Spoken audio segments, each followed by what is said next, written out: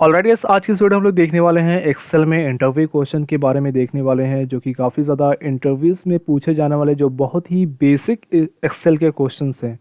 Suppose that आप किसी भी कंपनी में जाते हैं, किसी भी ऑर्गेनाइजेशन में जाते हैं, अगर आपको एज ए कंप्यूटर पे वर्क करना होता है, आपको डेटा से रिलेटेड कुछ भी काम है, तो आप एक्सेल का यूज़ आपको मैंडेटरी है, आपको काम ज़रूर करना होगा। क्योंकि आपको थोड़ा बहुत जो भी डेटा है आपको लिखना होगा, थोड़े बहुत कैलकुलेशन करने होंगे, और इसके लिए जानना आपको एक्सेल बहुत ही ज़रूरी है। तो एक्सेल में क्या क्या क्वेश्चन एज ए बेसिक अगर आप चाहते हैं किसी भी कंपनी में, तो आपको क्या क्या पूछे जा सकते हैं। सबसे पहले जानते हैं कि एक्सेल होता क्या है। तो पहला क्वेश्चन यही है कि आपसे एक्सेल क्या होता है। अगर आपसे कोई भी पूछता है तो एक्सेल क्या है, तो एक्सेल एक्सेस एक माइक्रोसॉफ्ट का सॉफ्टवेयर है जिस पे हम डेटा को स्टोर कर सकते हैं। डेटा को हम अलग अलग तरीके से रिप्रेजेंट कर सकते हैं, डेटा को हम कैलकुलेशन कर सकते हैं, और इसको हम अलग अलग फॉर्मेट में हम इसको डेटा को एनालाइज कर सकते हैं, डेटा को विजुअलाइज कर सकते हैं। ये होता है माइक्रोसॉफ्ट एक्सेल। अब यहाँ पर हम बात करते हैं different between cell and range. Cell क्या होती है, रेंज क्या होती है, इसके बारे में डिस्कस करते हैं। तो सेल हमारी होती है, आप एक एक आपका यहाँ पर फाइल है, फाइल के अंदर ये शीट है, शीट के अंदर हम यहाँ पे देख पा रहे हैं एक जो रो और कॉलम के बीच में आप यहाँ पर देखते हैं एक एक ये सेल है। जैसे ये सेल है, ये सेल है, इसे हम सेल कहते हैं। हर सेल का अपना अपना नाम है। जैसे इस सेल का नाम है J3, तो आप देख सकते हैं J3। जैसे इसका नाम है L5। ये आपको कैसे पता चला, यहाँ पे L कॉलम में है और इसकी जो लोकेशन है 5th नंबर पे है, तो आप देख सकते हैं L5। यहाँ पे K5, J5, C5, O5, O4 यहाँ पर आप देख सकते हैं, आपको यहाँ पे लिखा भी मिल जाएगा। इस तरह से ये आपका सेल होता है। और रेंज क्या होता है, रेंज अगर हम मल्टीपल सेल को सेलेक्ट करते हैं तो ये रेंज हमारी होती है। ठीक है, हमें इस रेंज के अंदर काम करना है, हमें यहाँ तक जाना है, और ये रेंज हमारी हो गई।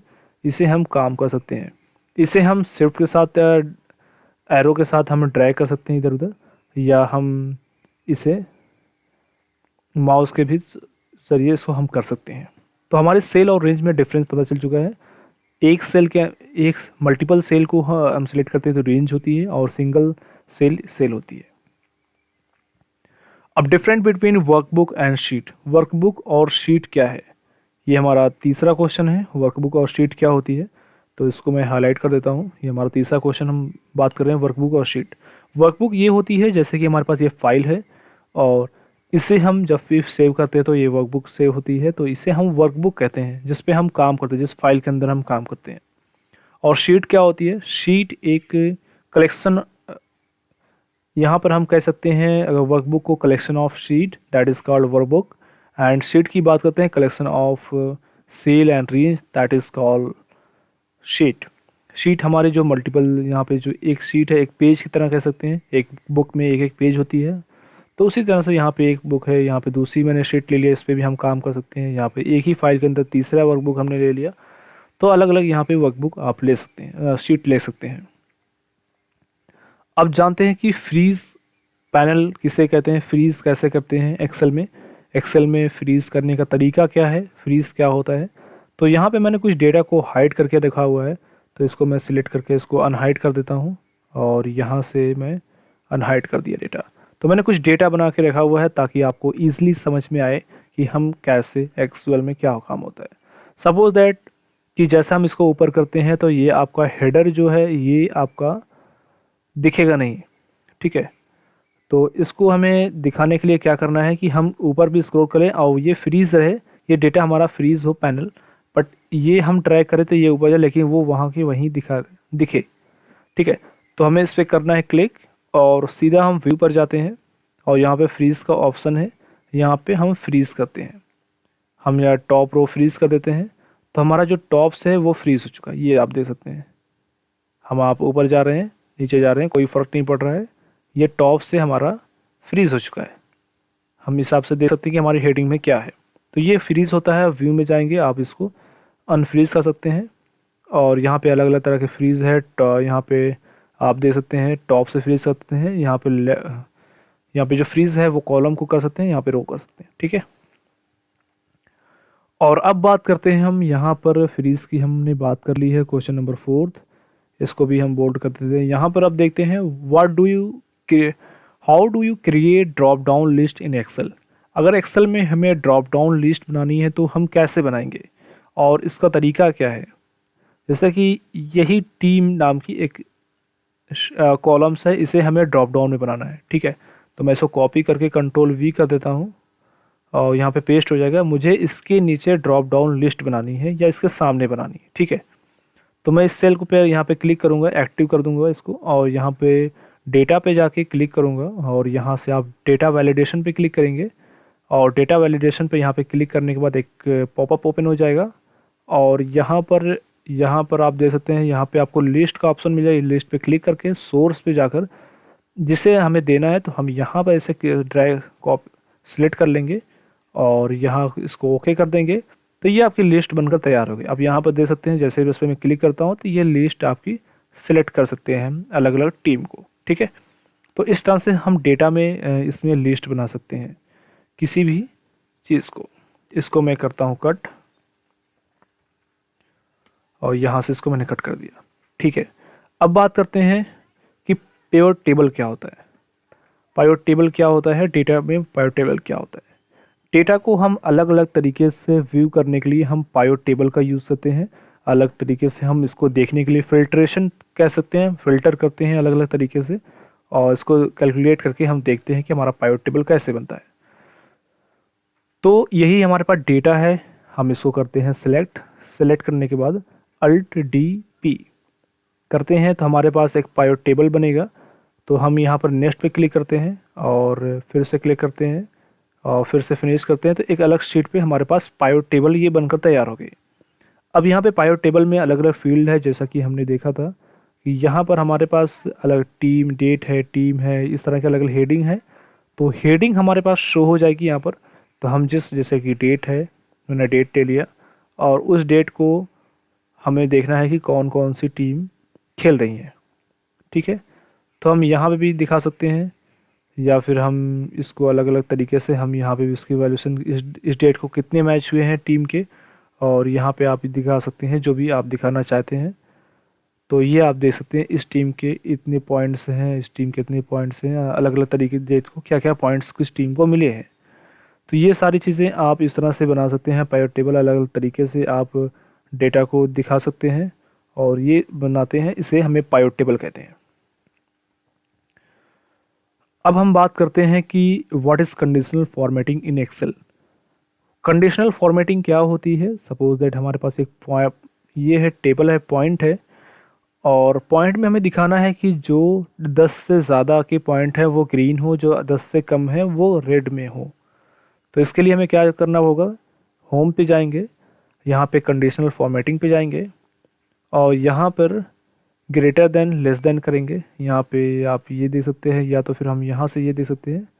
इस तरह से हम दिखा सकते हैं। जो हाईएस्ट है वो ग्रीन हो सकता है, जो लोवेस्ट है आप दिखाना चाहते हैं, जैसे कि ये दिखा दिया। अगर यहाँ पे मैं 15 कर देता हूँ तो ये आपको ग्रीन दिखेगा, ठीक है। अगर ये मैं 20 कर देता हूँ तो सबसे ज़्यादा ग्रीन दिखेगा ये, ठीक है। तो ये अलग अलग फॉर्मेटिंग है। इसे हम जो सबसे कम है उसे सबसे रेड दिखेगा। आप इससे जज कर पाएंगे कि हमारी डेटा का क्या रुख है, ठीक है। तो ये कंडीशनल फॉर्मेटिंग हो गई और इसमें अलग अलग फार्मूले के थ्रू हम डेटा को लगा सकते हैं। ये मैं आपको बिल्कुल बेसिक बता रहा हूँ ताकि आपको एक नॉर्मल किसी भी इंटरव्यू में आप बता सकते हैं इसका ये यूज़ होता है। What is V lookup. V lookup क्या होता है। सपोज दैट हमारे पास एक टीम की नेम दे दिया गया, ये हमारे पास टीम है, ठीक है। हम अलग अलग तरीके से वी लुकअप लगाएंगे और वी लुकअप लगा के हम दिखाना चाहता हूँ कि यहाँ पे वी लुकअप का यूज़ क्या होता है। किसी भी डेटा को हम स्पेसिफिक वैल्यू की डेटा को हम फैच करते हैं, ऐसे फिल्टर करते हैं, हम डेटा को फैचिंग करना सर्चिंग का काम करते हैं, ठीक है। हमारे पास एक टीम है, टीम के अंदर ये टीम आ रही है, ठीक है। अब हमें इसकी वैल्यू यहाँ पे चाहिए, पॉइंट्स चाहिए फार्मूला के थ्रू, ठीक है। यहाँ पे हमें फार्मूला के थ्रू इसका डेटा चाहिए। तो हम यहाँ पे लिखते हैं equal to V lookup. Vertically ये काम करता है, वी लुकअप हमेशा वर्टिकली काम करता है, कुछ इस तरह से ये डेटा को ट्रैक करता है और एच लुकअप जो होता है हॉरिजॉन्टली करता है। तो मैं हमारी जो लुकअप वैल्यू है वो ये है, तो डी सी पे क्लिक करेंगे, कॉमा इसके बाद हमें टेबल एरे, तक हमें डेटा कहाँ से लाना है, तो हम टीम से सिलेक्ट करेंगे और पॉइंट तक है हमारा डेटा, तो हम पॉइंट तक जाएंगे और उसको पूरा सिलेक्ट कर लेंगे जहाँ तक हमें सिलेक्ट करना है। कॉमा देने के बाद हम यहाँ पर कॉलम इंडेक्स, कौन सा कॉलम इंडेक्स है, 1 2 3 4 5, पाँचवें पर है, तो कॉमा 5 यहाँ पर करेंगे और कॉमा हम एग्जैक्ट वैल्यू के लिए हम 0 लिखेंगे और एंटर कर देंगे।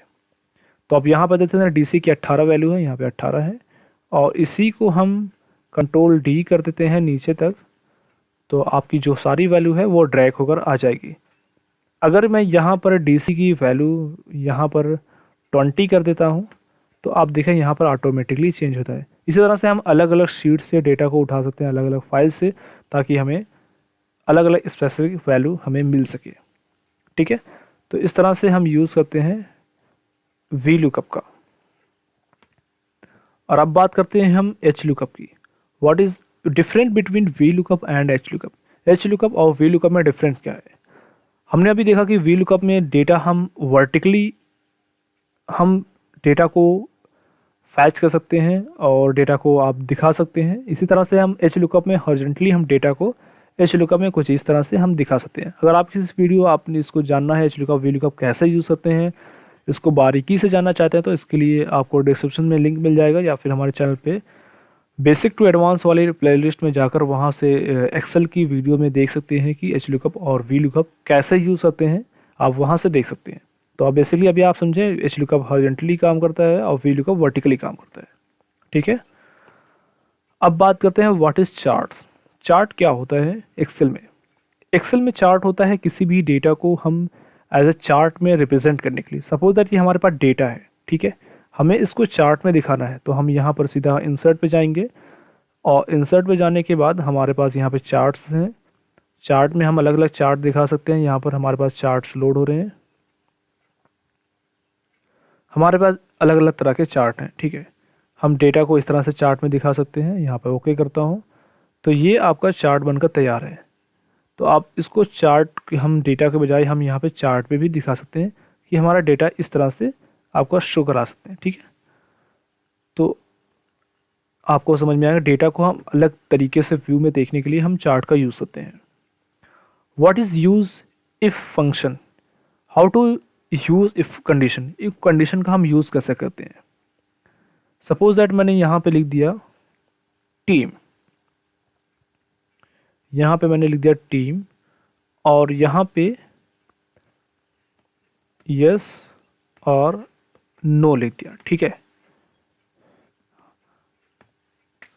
ठीक है, यहाँ पे हमने यस और नो लिख दिया और हमें यहाँ पे दिखाना है, यहाँ पे जो भी मैं टीम लिखूँ, यहाँ पे जो भी टीम के अगर पॉइंट्स डालो, अगर ये पॉइंट हमारे 10 से ज़्यादा है यहाँ पर, तो यहाँ पे येस लिखा जाए, अदरवाइज नो लिखा जाए। ठीक है, तो यहाँ पे मैं 10 डाल देता हूँ। 10 से ज़्यादा हो, 10 या 10 से ज़्यादा हो तो वो येस में दिखे, अदरवाइज ये नो दिखे। ठीक है, शो। तो इफ़ कंडीशन हम यहाँ पे लगाते हैं, इक्वल टू लगाते हैं इफ़ कंडीशन और यहाँ पे प्रेस करते हैं, लॉजिकल टेस्ट लगाते हैं, कॉमा, जो वैल्यू होते हैं उससे लेने के बाद हमें क्या करना है, अगर ये इक्वल टू अगर 10 है तो हमें शो हो जाए यस यस। ठीक है, अदरवाइज हमें शो हो जाए नो। ठीक है, इंटर करते हैं यस। 10 है, 10 से ज़्यादा है तो यस है। अगर मैं यहाँ पे 9 करता हूँ, यहाँ पे नो शो होगा। इसी तरह से हम डेटा को अलग अलग तरीके से दिखा सकते हैं। यहाँ पर हम 12 करके देखते हैं, तो ये चीज़ें हम यूज़ कर पाएंगे। इफ़ कंडीशन इस तरह से यूज़ करते हैं। ठीक है, इसको मैं कट कर देता हूँ। ठीक है, अब हम यहाँ पर देखने वाले हैं दूसरी चीज़। हमारे पास इफ़ कंडीशन भी यूज़ कर लिया हमने, कंट्रोल बी कर देते हैं। अब हमें देखना है कि क्वेश्चन नंबर 12 में क्या है, how to create date formula. Current date का अगर हमें करंट डेट हमें निकालनी है, क्रिएट करना है करंट डेट, हमें देखना है कि आज की डेट क्या है, तो हम कैसे देख पाएंगे? हमें सीधा इक्वल टू लिखेंगे टुडे और टुडे लिखेंगे और एंटर कर देंगे, तो आपकी करंट डेट है 11 तारीख 3रा महीना 2023।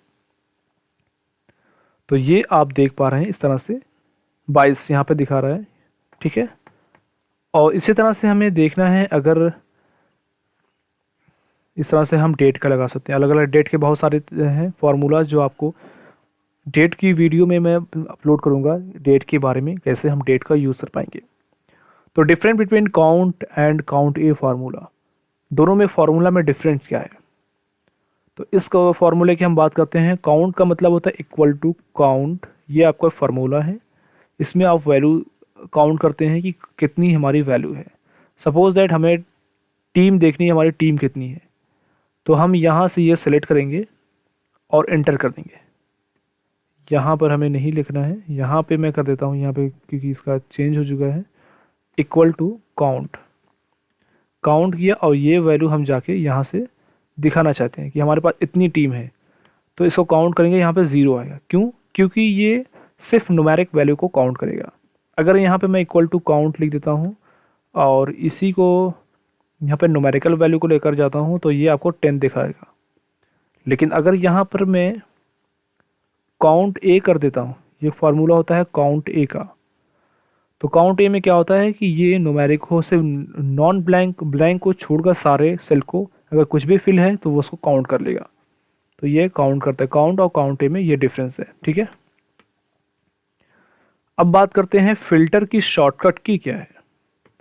फिल्टर की जो शॉर्टकट की होती है, बहुत ही ज़्यादा यूज़ होने वाली है फिल्टर में शॉर्टकट। फिल्टर यूज़ सबसे पहले लगाते कैसे हैं, हम यहाँ पर डेटा को सिलेक्ट करेंगे। सिलेक्ट करने के बाद हमें जाना है होम पर, और यहाँ पे आपको फ़िल्टर मिल जाएगा। यहाँ पे आप फ़िल्टर पे क्लिक करेंगे तो ये फ़िल्टर लगेगा।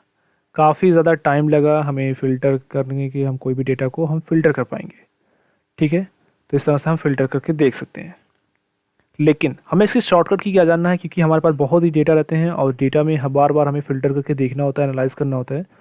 तो इसके फ़िल्टर करने की क्या शॉर्टकट की है, इसको हम सेलेक्ट कर लेते हैं। सेलेक्ट करने के बाद हमें यहाँ पे control plus shift plus L, control plus shift plus L, आपको यहाँ पे मैं लिख देता हूँ, आपको दिख जाएगा।